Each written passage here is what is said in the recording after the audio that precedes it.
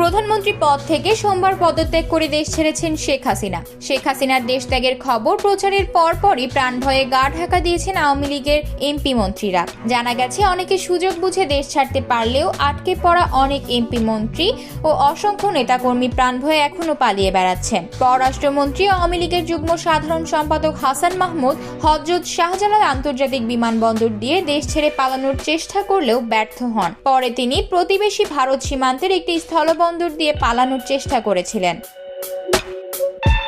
আইন মন্ত্রণালয়ের একজন উপসচিব জানান, আইনমন্ত্রী আনিসুল হক তার মোবাইল ফোন দুটি বন্ধ করে দেশ ত্যাগ করেছেন। সোমবার সকাল থেকে তাকে ঢাকায় পাওয়া যায়নি।